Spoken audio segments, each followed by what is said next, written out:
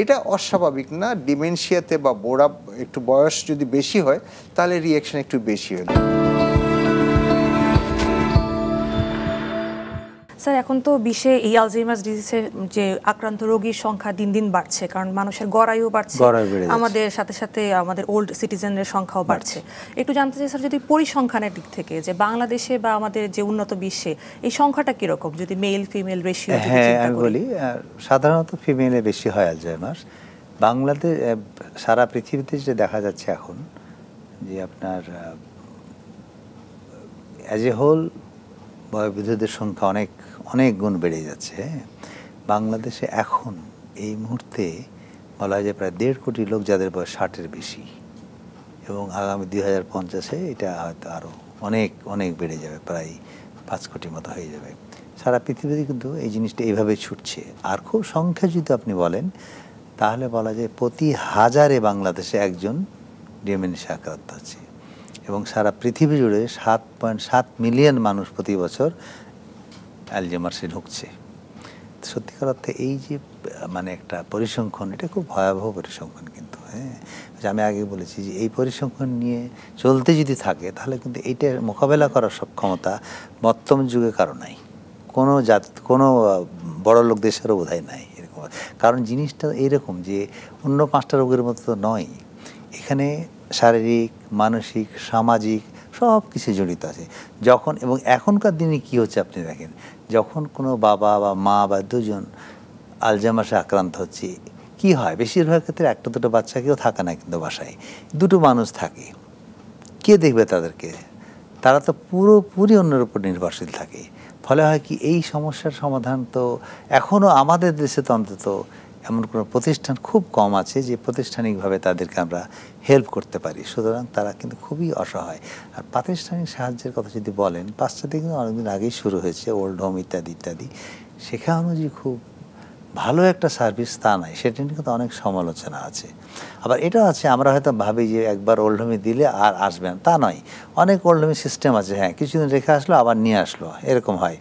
কিন্তু ওল্ড হোমের যে পরিসংখ্যান আমরা দেখতে পাচ্ছি কিছু কিছু, সেখানেও কিন্তু বেশ কয়েক বছর আগের একটা পরিসংখ্যান, আমেরিকায় 4.5 লক্ষ রেসিডেন্টকে, বৃদ্ধকে শারীরিকভাবে নির্যাতন করা হয়েছিল, এবং সেই প্রতিষ্ঠানের বেশিরভাগ কর্মী জিনিসটা এড়িয়ে গেছে, কিন্তু প্রায় 10% কর্মী বলেছে আমরা নিজেরাও এই কাজের সঙ্গে জড়িত ছিলাম। সুতরাং আপনি দেখেন যে জিনিসটা কোন পর্যায়ে যাচ্ছে। যত বেশি বয়স বাড়বে তত বেশি আলঝেইমার্স হবে, এবং সত্যিকার অর্থে এই জিনিসটা কিন্তু কঠিন থেকে কঠিনতর হচ্ছে যতদিন না আমরা একটা ধন্বন্তরী কোনো ওষুধ বের করতে পারছি। স্যার, একজন দর্শক একটু আমাদের সাথে কানেক্ট হতে চাচ্ছেন, আমরা একটু কলটি রিসিভ করে আসি। জি প্লিজ। হ্যালো দর্শক, আপনার নাম বলে সংক্ষিপ্ত আকারে প্রশ্নটি করুন।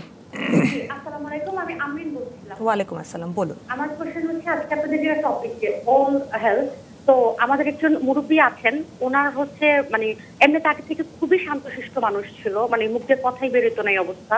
কিন্তু এখন যেটা হয়েছে, উনি পারিবারিক মানুষ মানে পরিবারের কাছ থেকে মানে কষ্ট পাওয়ার পর থেকে মানে কিছু ইস্যুতে এখন ইনি একটু বদমেজাজি হয়ে গেছে।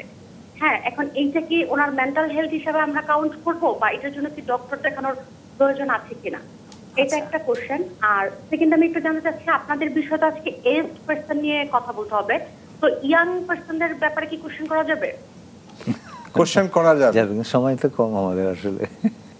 ওকে, তো ইয়াংদের নিয়ে একটা জিনিস জানতে চাচ্ছিলাম যে ওই সেম ওনার যে মেয়ে আছে, তার হচ্ছে মানে ওই মেন্টাল যে প্রবলেমের মধ্যে দিয়ে ওরা গেছে পরিবার থেকে, যে সমস্যার মধ্যে থেকে, তারপর থেকে ওনার মেয়ে এমনিতে স্ট্রং থাকলেও মানে ভয় পায় এখন, মানে একটু সাউন্ড হইলে কেঁপে উঠে যে আবার না মনে হয় কোনো প্রবলেম, আমার মনে হয় কোনো বিপদ। তো এইটার জন্য কি মানে ইয়াং এজে মানে ডক্টর দেখানোর দরকার আছে কিনা, এই দুটো হচ্ছে কোশ্চেন। Thank you. ধন্যবাদ দর্শক আমাদের সাথে থাকার জন্য এবং প্রশ্নটি করার জন্য। আমরা আলোচনা করছি আপনার প্রশ্নের উত্তর সম্পর্কে। স্যার, আপনার কাছে একটু জানতে চাই। আপনি 2টা প্রশ্ন করেছেন, খুব খুশি হয়েছি আপনার প্রশ্নের জন্য। নাম্বার 1 যেটা, যে এজ যখন বেশি হয়, মানুষ যখন বয়স বাড়ে তখন তার রেজিস্ট্যান্স কমে যায়, রোগ প্রতিরোধ ক্ষমতা কমে যায়। এরকমভাবে মনেরও যে চাপ, মনের চাপ নিতে পারে না, তার সেই প্রতিরোধ ক্ষমতাও কমে যায়। আমরা বলি রেজিলিয়েন্সটা কমে যায়। সুতরাং রেজিলিয়েন্স যখন কমে যায় তখন তার রাগটা বেশি হয়, মানে যখন নিতে পারি না তখনই তো রাগ করি। তো সেইটা একটা ইম্পর্ট্যান্ট ইস্যু। আরেকটা ইস্যু হলো যে আমরা অনেক সময় এই বয়সে, আমার এই বয়সে বা আপনার বয়সে হয়তো আমরা কি করি, একটা জিনিস ভাল লাগলো না কিন্তু গ্রহণ করি না, কিন্তু মনে চেপে রাখি, প্রকাশ করি না। কিন্তু যখন বয়স বাড়ে তখন ইনহিবিটেড, মানে ইনহিবিশনটা থাকে না, মানে এই যে দমন করে রাখার বা চেপে রাখার যে ক্ষমতাটা, নিয়ন্ত্রণের যে ক্ষমতাটা, সেটা নষ্ট হয়ে যায়। তখন সে রিঅ্যাক্ট করে, সহজেই রিঅ্যাক্ট করে। এই দুইটা মানে ব্যাখ্যা আর কি, কেন উনি রিঅ্যাক্ট করেন বা উনি যে রিঅ্যাক্ট করেছেন বা করছেন, এটা অস্বাভাবিক না। ডিমেনশিয়াতে বা বোড়া একটু বয়স যদি বেশি হয় তাহলে রিঅ্যাকশন একটু বেশি হয়। দুইটা কারণেই বললাম, আবেগ নিয়ন্ত্রণও থাকে না এই সময়, এই দুইটা বিষয়। এবং সেটা যদি এরকম হতে পারে যে এটা একটা ডিপ্রেশনের পার্ট হতে পারে, এটা একটা অ্যাংজাইটির পার্ট হতে পারে, সেই হিসাবে তো চিকিৎসা করার অবশ্যই দরকার আছে বলে আমার মনে হয়। এটা হলো নাম্বার 1। নাম্বার 2 হলো যে ইয়াং যার কথা বললেন, উনি কিন্তু এই জিনিসটা ফেস করে নাই আগে, কখনো মোকাবেলা করে নাই। তার কাছে এটা কিন্তু একটি উদ্বিগ্নতার বিষয় ছিল, তার কাছে এটা কিন্তু হঠাৎ একটি বিষয় ছিল যেটা সে নিতে পারে না, বিয়ার করতে পারে না। এবং যেহেতু নিতে পারে না, উদ্বিগ্নতা, সেই জন্য সে যে অসুবিধার কথা বলেছেন, সে কেঁপে ওঠে বা ভয় পায়, এটা কিন্তু একটা উদ্বিগ্নতাজনিত সমস্যা। এটা আলাদাভাবেও হতে পারে, আবার এই রিয়েকশন থেকেও হতে পারে। সুতরাং এই উদ্বিগ্নতার তো অবশ্যই চিকিৎসা করা যাবে, সেই জন্য তাকেও চিকিৎসার আওতা যদি আনা যায় তাহলে খুবই ভালো হয়। বাট সাধারণভাবে উদ্বিগ্নতার চিকিৎসা যদি আপনার সাপোর্ট দেন বা ওই বয়োবৃদ্ধকে যদি আপনারা সাপোর্ট দেন, তার মনটা বোঝার চেষ্টা করেন, তাহলেও কিছু না কিছু তো উপকার পাওয়াই যাবে। ডাক্তারের কাছে আনলে তো হবেই, বাট নিজেরাও কিছু চেষ্টা করলে কিন্তু কিছু লাভ তো অবশ্যই হবে। ধন্যবাদ আপনাকে প্রশ্নের জন্য।